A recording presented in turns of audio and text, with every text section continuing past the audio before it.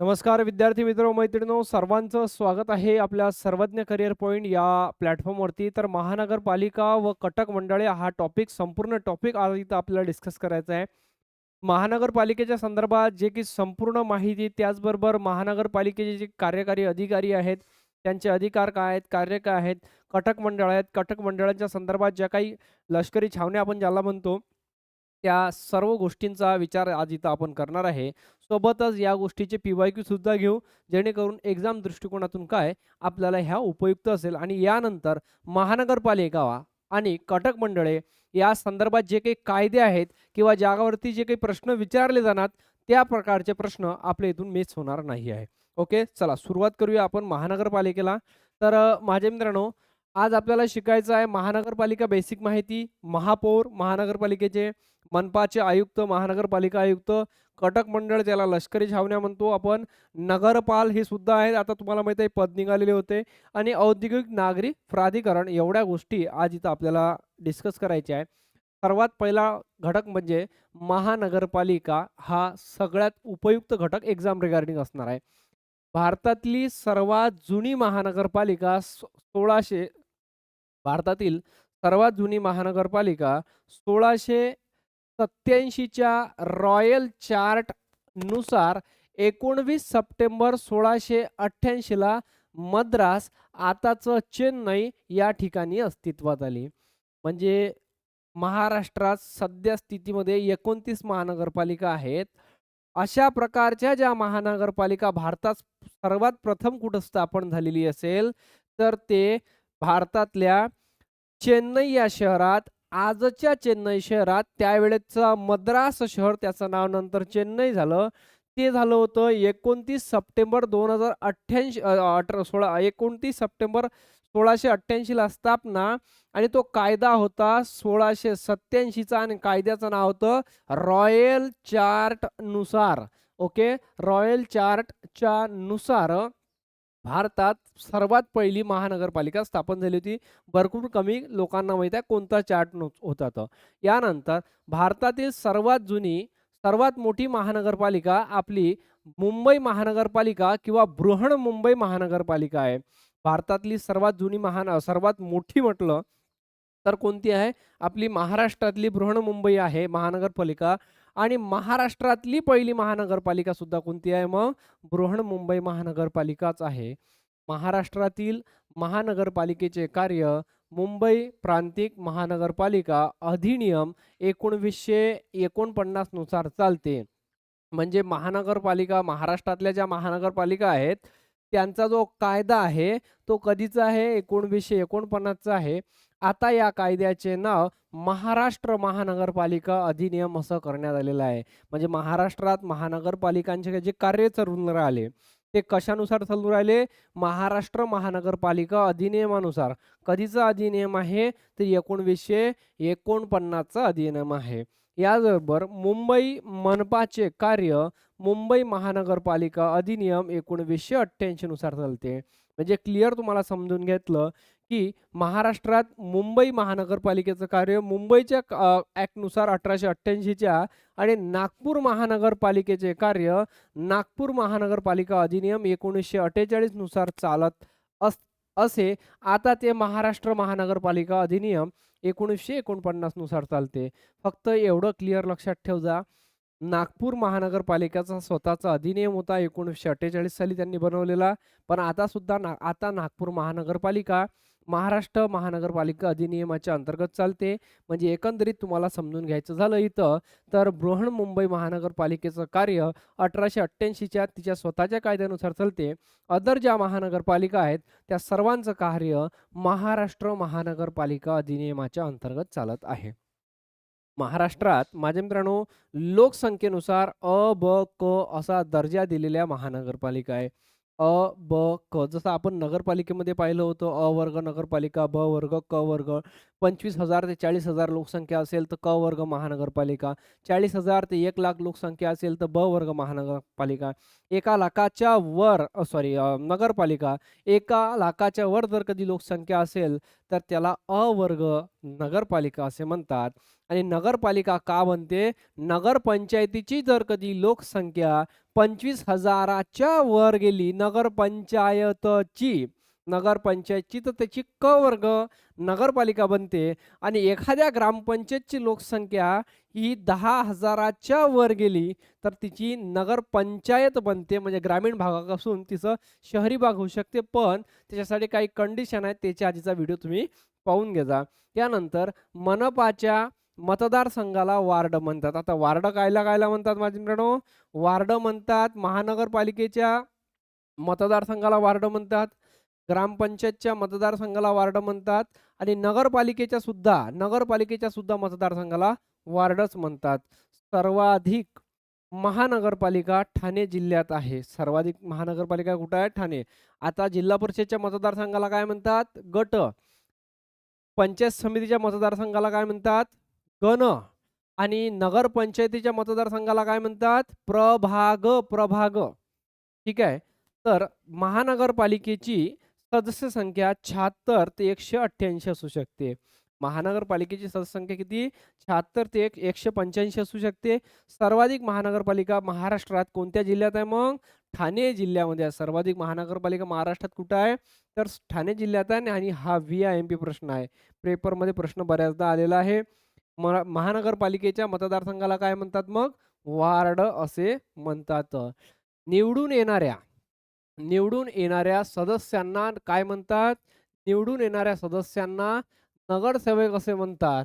महानगरपालिकेचा कार्यकाळ किती वर्षाचा असतो? महानगरपालिकेचा कार्यकाळ 5 वर्षाचा असतो आणि निवडणूक तर किती वर्षांनी होते महानगरपालिकेची? 5 वर्षाची. नगरपालिकेचा सुद्धा सेवक असेल त्याला सुद्धा नगरसेवक आणि महानगरपालिकेच्याला सुद्धा नगरसेवक. कारण की नगरपालिकेचा असतो महानगरपालिका बनते ना. यानंतर नगरसेवकांचा कार्यकाळ सुद्धा 5 वर्षाचा असतो. महानगरपालिकांमध्ये महिलांना 50% आरक्षण आहे. महानगरपालिकामध्ये महिलांना म्हणजे स्थानिक स्वराज्य संस्थांमध्येच 50% आरक्षण आहे महिलांना क्लिअर. ओबीसीला 27% आरक्षण, SC-STला त्यांच्या लोकसंख्येच्या प्रमाणात आरक्षण. ही तरतूद कन्फर्म आहे आणि ही सुद्धा ॲज इक्वल पात्रता आहे. उमेदवार महाराष्ट्राचा रहिवासी असावा, त्याचं वय 21 वर्ष पूर्ण असावे आणि संबंधित शहराच्या यादीत त्याचं नाव असावं. कारण की त्याला निवडणूक लढवायची आहेत. ग्रामपंचायतची लढवायची असेल तर त्या गावच्या मतदार यादीत, पंचायत समितीत लढवायची असेल तर त्या गावच्या तालुक्याच्या मतदार यादीत, जिल्हा परिषदेची त्या जिल्ह्याच्या मतदार यादीत आणि एखाद्या नगरपालिकेची लढवायची असेल त्या नगरपालिकेच्या हद्दीत त्याचं नाव असणं गरजेचं आहे. आणि एखाद्या आमदारकीचं इलेक्शन लढवायचं असेल तर माझ्या मित्रांनो त्याचं कमेंट बॉक्समध्ये मला तुम्हाला सांगा का कमेंट बॉक्समध्ये जर कधी त्या व्यक्तीला आमदारकीची निवडणूक लढवायची असेल तर त्याच्यासाठी अशाच प्रकारची पात्रता आहे का yes or no मध्ये? जर नसेल तर का आणि असेल तर का? तर शहराच्या लोकसंख्येनुसार सदस्य संख्या असते. लोकसंख्या माझ्या मित्रांनो 3 ते 6 लाख जर कधी असेल महानगरपालिकेची लोकसंख्या जर कधी 3 लाख ते 6 लाखाच्या दरम्यान असेल तर ती याची सदस्य संख्या 76 ते 96 राहते. लोकसंख्या 6 लाख ते 12 लाख असल्यास तर 96 ते 126 सदस्य संख्या असू शकते. लोकसंख्या महानगरपालिकेची 12 लाख ते 24 लाख असल्यास 126 ते 156 सदस्य असू शकतात. लोकसंख्या महानगरपालिकेची 24 ते 30 लाख असल्यास 156 ते 168 सदस्य असू शकतात आणि लोकसंख्या जर कधी 30 लाखापेक्षा अधिक असल्यास 168 ते 185 सदस्य असू शकतात. नगरसेवकांचा कार्यकाळ 5 वर्ष. निवडून येणारी ही प्रत्यक्ष निवडणूक ही प्रत्यक्ष प्रौढ गुप्त मतदान पद्धतीने होते. मुंबई महानगरपालिकेची नगरसेवक संख्या 270 वरून 236 केलेली आहेत. कारण की तिथं कारभार सुद्धा वेगळा चालतो. दुसरी गोष्ट म्हणजे शहर तितकं सुद्धा मोठं आहे. बृहन्मुंबई महानगरपालिका आशिया खंडातली सर्वात मोठी महानगरपालिका आहे. भारतातली सर्वात मोठी महानगरपालिका आहे. महाराष्ट्रातली सर्वात मोठी महानगरपालिका आशिया खंडातली म्हटलं तर विषय संपला आणि महाराष्ट्रातली पहिली महानगरपालिका असा आहे. तर आपण पुढे जाऊया. माझ्या मित्रांनो इथं महाराष्ट्रात सध्या स्थितीमध्ये मी ज्यावेळेस आज क्लास घेतोय 29 महानगरपालिका आहेत. भविष्यात तुम्ही हा क्लास पाहणार आहेत तुम्हाला 30वी पाहायला भेटेल, कुठं 31वा पाहायला भेटेल. तोपर्यंत हा क्लास तुम्ही पाहत राहणार आहे आणि यामध्ये मला कमेंट्स करसाल, सर आम्ही तुमचा जुना क्लास पाहतोय आणि आज महाराष्ट्रात तुम्ही 29 ची माहिती देताय, तुम्ही खूप मागे आहेत. तुम्ही त्या व्हिडिओची तारीख पाहसाल नाही माझ्या मित्रांनो. आणि आता तरी सध्याच्या स्थितीमध्ये हा व्हिडिओ नवीन आहे. इथून माझे व्हिडिओ मुलं 4-4, 5-5 वर्षापर्यंत पाहत राहतात. जुने व्हिडिओ माझे कंटिन्यू चालत असतात. तर त्यांना विनंती आहे माझे मित्र तारीख चेक करत चला आणि त्यामध्ये अपडेट करत चला. मग मी ती कमेंट्स पिन करतो म्हणजे बाकीच्या मुलांना काय फायदा होईल. महाराष्ट्रात 29 महानगरपालिका आहे.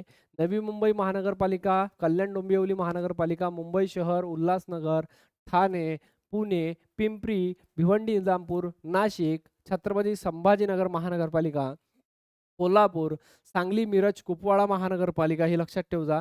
सोलापूर, नांदेड, वाघाळा महानगरपालिका, मालेगाव, अकोला, मालेगाव नाशिकमधलं, अकोला महानगरपालिका, अमरावती महानगरपालिका, नागपूर महानगरपालिका, मीरा भाईंदर, जळगाव, धुळे, अहमदनगर, वसई विरार, लातूर, परभणी, चंद्रपूर, पनवेल, इचलकरंजी याला अहिल्यानगर. ठीक आहे. यानंतर माझे मित्रांनो जालना. तर एवढी 29 महानगरपालिका सध्या भारतामध्ये आहेत, महाराष्ट्रामध्ये आहे. महाराष्ट्रातली 28वी महानगरपालिका इचलकरंजी, 29वी सर्वात तरुण महानगरपालिका जालना, सेकंड तरुण म्हटलं तर इचलकरंजी, जी कोल्हापूर जिल्ह्यामध्ये आहे. ओके, कोल्हापूर जिल्ह्यातली दुसरी महानगरपालिका. याच्यानंतर आपण पुढे जाऊ. यानंतर माझे मित्रांनो महानगरपालिकेचे महापौर असतात, जे जनतेमार्फत निवडले जातात. आता महापौर हे पद आरक्षित असते, म्हणजे त्या पदासाठी आरक्षण असते. एका एक्झाम्पल ऑफ तिथं ठरलेलं असेल की बुवा आता इथून एवढ्या वर्ष कोण एस-सीचा व्यक्ती बनेल, एस-टीचा बनेल, ओ-बी-सीचा बनेल किंवा नॉन रिझर्व्ह असेल, तर ह्या गोष्टी आरक्षित असतात. तर महापौर हे पदाला आरक्षण नसते ग्रामपंचायत प्रमाणे. ओके. इंग्रजी आता हा पॉइंट रेट केलेला मी इंग्रजीमधील मेयर MAYOR या शब्दास महापौर हा मराठी शब्द सर्वप्रथम स्वातंत्र्यवीर विनायक दामोदर सावरकर यांनी उच्चारला. म्हणजे मेयर हा शब्द सर्वात प्रथम कोण वापरला होता, तर स्वातंत्र्यवीर सावरकरांनी वापरलेला होता. हा पेपरमध्ये प्रश्न कितीतरीदा आलेला आहे की मेयर हा शब्द सर्वप्रथम कोण वापरला, तर सावरकरांनी वापरलेला आहे. मनपाची पहिली बैठक जिल्हाधिकारी बोलावत असतात. या बैठकीत महापौर व उपमहापौरांची निवड सदस्यांमधून केली जाते. महापौर हा महानगराचा प्रथम नागरिक असतो. महापौर कोण असतो? महानगराचा प्रथम नागरिक असतो. निवडून आलेल्या नगरसेवकांमधून महापौर आणि उपमहापौर निवडले जातात. काय म्हटलं माझ्या मित्रांनो मी? निवडून आलेल्या नगरसेवकांमधून महापौर आणि उपमहापौर निवडले जातात. महापौर आणि उपमहापौर यांचा कार्यकाळ 2.5 वर्षाचा असतो. महापौर आणि उपमहापौर यांचा कार्यकाळ किती वर्षाचा असतो? 2.5 वर्षाचा असतो. महापौर व महानगरपालिकेचा राजकीय प्रमुख असतो. लक्षात ठेवा. महापौर आणि उपमहापौर यांचा कार्यकाळ किती वर्षाचा? 2.5 वर्षाचा.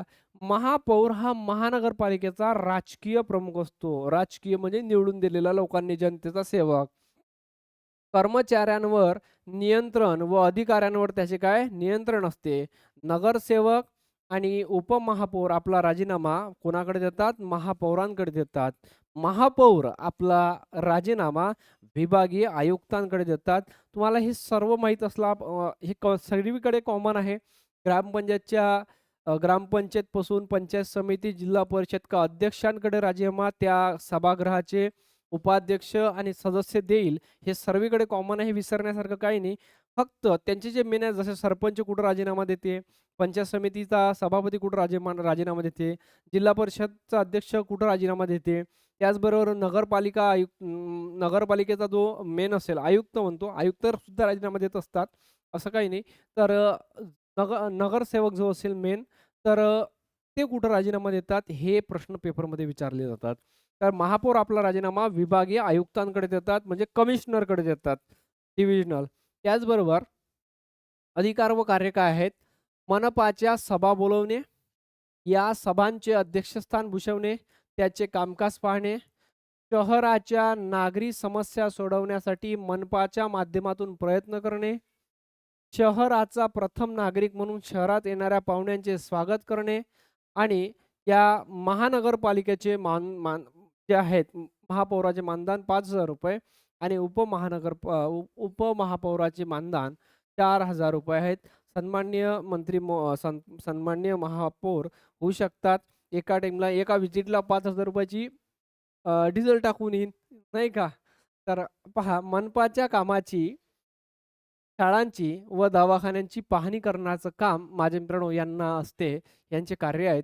नागरिकांच्या तक्रारींचं निवारण करणे, मनपाच्या प्रशासनावर काम कसं चाललं हे नियंत्रण ठेवतो, लक्ष ठेवतो. मनपा सभेत संमत ठरावांची प्रशासनाद्वारे अंमलबजावणी करतो आणि त्याच्या अनुपस्थितीत उपमहापौर त्याची काय कार्य करत असतो. कोण? माझे मित्रांनो, महापौराच्या अनुपस्थितीत सरपंचाप्रमाणे उपसरपंचाचा असा कार्यक्रम आहे तो. त्याचबरोबर महानगरपालिका आयुक्त.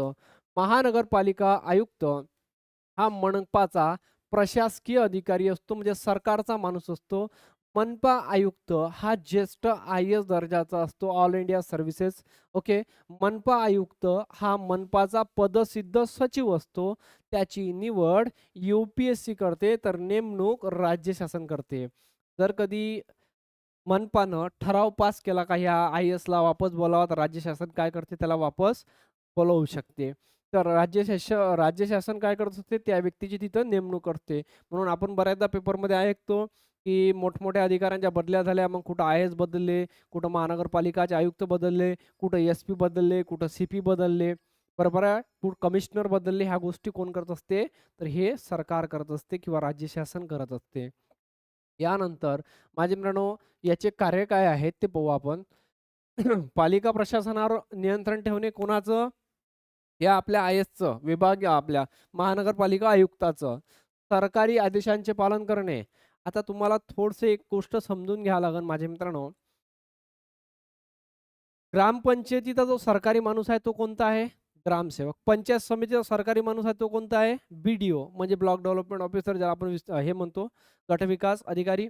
आणि जिल्हा परिषदेचा CEO. तसंच आपण नगरपालिकेचा पाहिला होता, मुख्याधिकारी होता, बरोबर आहे. मग महानगरपालिकेचा काय आहे? महानगरपालिका आयुक्त. काय आहे? महानगरपालिका आयुक्त. हा प्रश्न पेपरमध्ये विचारले ते. महानगरपालिकेचं प्रशासन कोण चालवतो? महानगरपालिका आयुक्त चालवतो. तो प्रशासकीय माणूस आहे. ग्रामपंचायतचं प्रशासन कोण चालवतो? ग्रामसेवक चालवतो. जिल्हा परिषदेचं प्रशासन CEO चालवतो. नगरपालिकेचं मुख्याधिकारी. यानंतर मनपाचे अंदाजपत्रक तयार करणे, पर्यावरण विषयक अहवाल सादर करणे. आयुक्त हा मनपाचा सचिव असतो. राईट आहे. याचबरोबर तो राज्य शासन आणि मनपा यांच्यातील दुवा म्हणतो. महानगरपालिकेतल्या लोकांनी काही ठराव संमत करून त्यांच्याकडे दिला, तो राज्य शासनापर्यंत पोहोचवतो. सर्व अधिकारी व कर्मचाऱ्यांवर नियंत्रण ठेवतो. आणि महानगरपालिकेमध्ये स्थायी समिती सर्वात महत्त्वाची समिती आहे, तिला मार्गदर्शन करतो. जिल्हा परिषद सुद्धा स्थायी समिती महत्त्वाची आहे. मनपा अधिकारी व कर्मचारी यांना कामाचे वाटप करतो. मनपा अधिकारी व कर्मचारी यांना काय मार्गदर्शनाचे काम सुद्धा त्याच्याचकडे आहे माझ्या मित्रांनो. यानंतर आहे मनपा अधिकाऱ्यांच्या रजा मंजूर करण्याचं काम सुद्धा महानगरपालिका आयुक्त करतो. आणि मनपासाठी क्लास 3 व 4च्या कर्मचाऱ्यांची भरती सुद्धा तो स्वतः घेतो.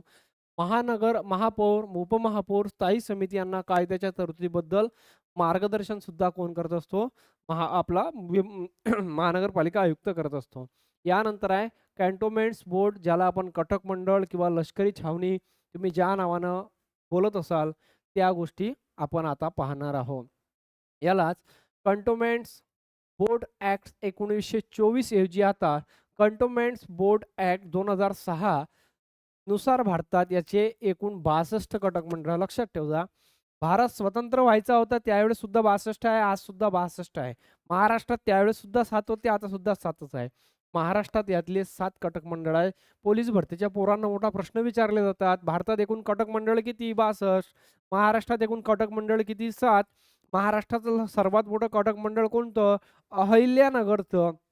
याचबरोबर पुण्याला किती कटक मंडळ आहे विचारलं तर पुण्याला जास्त आहे रे बा, चेक करा. एक एक अहिल्यानगरला आहे, एक संभाजीनगरला आहे, एक नागपूरला आहे.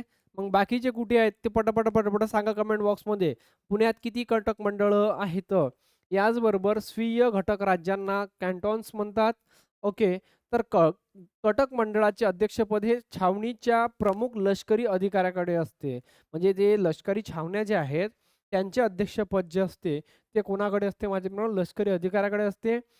छावणीचे इतर अधिकारी हे पदसिद्ध सदस्य असतात. छावणीचे इतर जे अधिकारी असतात ते कसे पदसिद्ध सदस्य असतात. या मंडळावर भारत सरकारच्या संरक्षण मंत्रालयाचे नियंत्रण असते, कारण की हे डिफेन्स मिनिस्ट्रीच्या अंतर्गतच काम करत असते. याला कंटोन्मेंट बोर्ड ऍक्ट 1924 बदल करून 2006 नुसार आता त्याचं कार्य चालत आहे. किती आहे भारतात एकूण? 62. महाराष्ट्रात किती आहे? 7. यानंतर कटक मंडळे ही अशी एकमेव स्थानिक स्वराज्य संस्था आहे की ज्या संस्थेचा अध्यक्ष हा निवडून आलेला नसतो.